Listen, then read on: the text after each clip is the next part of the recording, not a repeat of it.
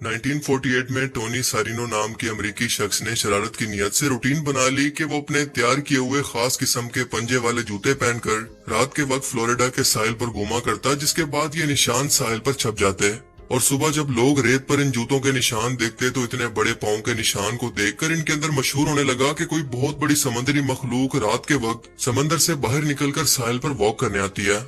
शायद उसे डायबिटीज रहती है। बात तो सही है। एक लंबे टाइम तक ये टॉपिक मीडिया पर ब्रेकिंग न्यूज बना रहा और लोगों ने खौफ के मारे साहिल की तरफ जाना छोड़ दिया। ये निशान पूरे 10 साल तक नजर आते रहे और फिर अचानक से एक दिन गायब हो गए। 1980 की दहाई के अंदर जब टोनी की मौत हुई तो उसके बेटे जेफ ने दुनिया को बताया कि वो खूनखार समुद्री जानवर दरअसल इसके अब्बू जी थे। ये 10 साल तक चलने वाला एक मजाक था। जिसके बाद ऑब्वियसली पब्लिक ने हंसने के बजाय ये रिएक्शन दिया, अपने साथ मत जोड़िए, हमको अलग है। मतलब अंकल की डेडिकेशन चेक कर रहे हो कि पूरे 10 साल लगा दिए लोगों को चूना लगाने के लिए। इसीलिए सियाने सही कहते हैं कि जरूरी नहीं कि कीड़ा सिर्फ दांत के अंदर हो। देखो, हर मौके पर मजाक नहीं करना चाहिए, वरना कभी कभी आपको टक्कर के लोग भी मिल सकते हैं।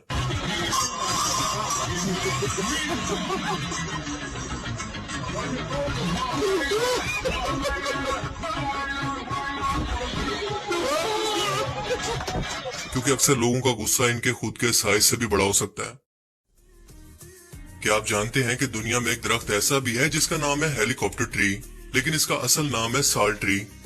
और हेलीकॉप्टर ट्री कहने के पीछे रीजन ये है कि इसके बीज जमीन पर कुछ इस तरह से लैंड करते हैं जैसे कोई हेलीकॉप्टर जमीन पर लैंड करता है ना अमेजिंग।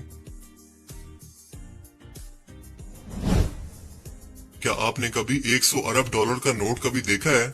अगर नहीं तो चलें आज देख लें। जिम्बाब्वे अफ्रीका का ऐसा मुल्क है जो कि चारों तरफ से जमीन से मुकम्मल तौर पर बंद है। इसके आसपास कोई समंदर मौजूद नहीं और ये अपने कुदरती हुस्न और वाइल्ड लाइफ की वजह से दुनिया भर के अंदर मशहूर है। ये एक गरीब मुल्क है जिसकी 72% आबादी गुर्बत की लकीर से नीचे जिंदगी बसर करने पर मजबूर है। यहाँ पर साल 2008 के अंदर महंगाई की शरह 22% तक बढ़ने के बाद जिम्बाब्वेन हुकूमत ने $500 मिलियन का जिम्बाब्वे नोट जारी किया और इससे पहले यहाँ की हुकूमत 10 मिलियन और $50 मिलियन के नोट भी जारी कर चुकी थी। फिर साल 2009 के अंदर जिम्बाब्वे की हुकूमत ने 100 अरब डॉलर का नोट जारी किया, लेकिन ये रकम इतनी भी नहीं थी कि इससे एक डबल रोटी का पैकेट भी एक आम बंदा खरीद सकता। 100 अरब डॉलर का ये नोट साल 2015 तक इस्तेमाल में रहा, जिसके बाद जिम्बाब्वे की हुकूमत ने गैर मुल्की करेंसी के अंदर खरीदो फरोख्त को यकीनी बनाया और अमेरिकी डॉलर और भारतीय रुपए को इस्तेमाल किया जाने लगा। इस साल जिम्बाब्वे ने सोने के सिक्के जारी किए हैं, जहां पर एक सिक्का 1800 अमेरिकी डॉलर के बराबर है, पर आवाम में इतनी सकत भी नहीं है कि वो $100 भी अपने पास रखते हों। जिम्बाब्वे की आजादी के वक्त इसका $1 अमेरिकी डॉलर से भी कदर के अंदर महंगा था, लेकिन सदर मुगाबे की नाअहली और करप्शन की वजह से साल 2000 के अंदर ये मुल्क तबाही का शिकार होना शुरू हुआ। हालांकि अफ्रीका के अंदर दुनिया के सबसे ज्यादा सोने और डायमंड जैसी कीमती धातुओं के जखायर मौजूद हैं, लेकिन इस बात से साबित होता है कि अगर आपके मुल्क के हुक्मरान करप्ट हों तो सोने की सरजमीन पर भी लोग आपको सिर्फ भीख मांगते नजर आएंगे।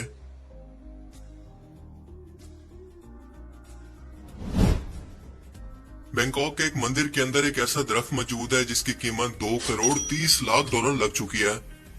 मगर सवाल यह है कि इस दरख्त के अंदर ऐसा क्या है कि ये दुनिया का सबसे महंगा तरीन दरख्त बन गया है। तो जवाब है कि ये अरबी के अंदर ऊद और अंग्रेजी में एगरवुड है, जिससे दुनिया की महंगी तरीन खुशबुओं में से एक को तैयार किया जाता है, जो कि अरब में बहुत ज्यादा इस्तेमाल होती है। ऊद की सबसे नायाब किस्म का नाम है केनाम और ये दरख्त भी इसी नस्ल का है, जिसकी कीमत आलमी मार्केट के अंदर $9 मिलियन फी किलो है। कुछ टाइम पहले चाइना के शहर शिंगाई के अंदर केनाम का 2 किलो का टुकड़ा $1 करोड़ 80 लाख के अंदर बिका था। और आमतौर पर ऊद की कीमत इसके अंदर मौजूद खाली सर्क या खुशबू की मिकदार पर डिपेंड करती है, जो कि $80,000 फी लीटर के अंदर बिकता है। इसके अलावा इसकी छाल की कीमत $200 से लेकर $5,000 फी किलो तक फरोख्त होती है। लेकिन इसके महंगा होने की और भी बहुत सारी वजूहात अभी मौजूद हैं, क्योंकि ऊद एक ऐसा दरख्त है जिसे बुद्ध मत, हिंदू मत और इस्लाम के अंदर भी मजहबी हैसियत हासिल है। जहां पर हिंदुओं की मजहबी किताबों रग वेद के अंदर इसका जिक्र मिलता है, तो मुसलमानों के अंदर हजरत यूसुफ अलैहिस्सलाम के दौर के अंदर इस लकड़ी को हिंदुस्तान से मंगवाकर खुशबू के लिए इस्तेमाल किया जाता। हदीस शरीफ में है कि तुम इस ऊदे हिंदी को लाजिम जानो कि इसके अंदर 7 तरह की शिफा है। जिन खुशनसीब लोगों ने बैतुल्लाह की ज़ियारत का शर्फ हासिल किया है, उन्होंने हरमे काबा की फिजा के अंदर काफी मैसूर कुन खुशबू को महसूस किया होगा और ये खुशबू ऊद के सुलगने से उठती है। काबा शरीफ के गिलाफ और हिजर अस्वद पर भी ऊद की खुशबू लगाई जाती है और ऊद का शुमार दुनिया के महंगे तरीन परफ्यूम्स के अंदर किया जाता है, जिसे सिर्फ अरब शहजादे और अमीर तरीन लोग ही इस्तेमाल कर सकते हैं। अगर इस दरख्त के मेडिकल फायदों की बात करें तो इसकी तासीर काफी ख्वाब आवर है, यानी इसकी खुशबू ऐसी है कि दिमाग को सुकून पहुंचाकर नींद दिलवाने लगती है। ये जोड़ों के दर्द, जल्दी अमराज, हाजमे की खराबी और कैंसर में भी फायदा पहुंचाता है। जो लोग मराकबा या इस किस्म की कोई ज़हनी मुशक्कत करते हैं उन लोगों के लिए ऊद के बुखारात बहुत ही फायदेमंद हैं। ऊद की डिमांड के अंदर आलमी सतह पर दिन ब दिन इजाफा होता जा रहा है, जबकि इसकी डिमांड पूरी नहीं हो सकती और इस वक्त आलमी सतह पर इसकी मार्केट 23 अरब डॉलर की है, जो अगले ही साल इससे दुगनी हो जाएगी। लेकिन सवाल यह है कि आखिर क्या वजह है कि इतने फायदों के बावजूद इस दरख्त की डिमांड दुनिया में पूरी नहीं हो रही। सादा अल्फाज के अंदर इसकी वजह ऊद की महदूद पैदावार है। पाकिस्तान का इसमें जीरो कंट्रीब्यूशन है, जबकि इंडिया इससे अच्छा खासा प्रॉफिट कमाता है। अगर आप एग्रीकल्चर फार्मिंग के अंदर इंटरेस्टेड हैं तो यह आपके लिए बहुत ही अच्छा मौका है और बिजनेस आइडिया भी, खास तौर पर मुल्क के जो हालात सैलाब के बाद पैदा हो चुके हैं, हमें फार्मिंग को भी एक लेवल अपग्रेड करने की जरूरत है। आमतौर पर यही समझा जाता है कि ट्विंस बच्चे अपने लुक्स और कलर्स के अंदर बिल्कुल एक जैसे होते हैं, पर यह तासुर गलत है। एक ही साथ पैदा होने वाले ट्विंस की शक्ल मुख्तलिफ होने के साथ साथ इनके स्किन कलर एक दूसरे से ऑपोजिट भी हो सकते हैं। जी हाँ, कुछ इस तरह से। और इस तरह के कई वाकयात दुनिया भर के अंदर रिपोर्ट होते रहते हैं, लेकिन बहुत ही रेयर केसेस के अंदर कि ट्विंस पैदा होने वाले एक बच्चे का कलर बिल्कुल व्हाइट है, इसकी आंखें कलर्ड है, जबकि दूसरा बच्चा बिल्कुल अफ्रीकन या काली रंगत का है।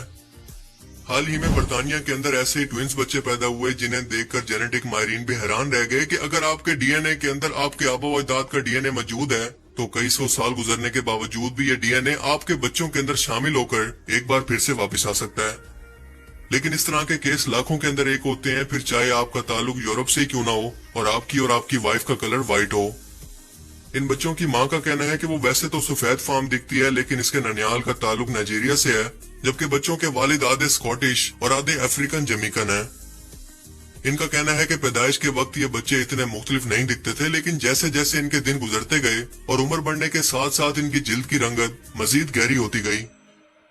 ऐसे अनोखे वाकयात ये साबित करते हैं कि इंसान को जेनेटिक्स की फील्ड के अंदर अभी भी बहुत कुछ जानना बाकी है, ऐसी चीजें जिसका वो तस्वुर भी नहीं कर सकता। तो आज के amazing random facts around the world की सीरीज में सिर्फ इतना ही। आपको इनमें से सबसे अमेजिंग फैक्ट्स कौन सी लगी और क्यों? अपनी कीमती राय का इजहार कमेंट सेक्शन में जरूर करें।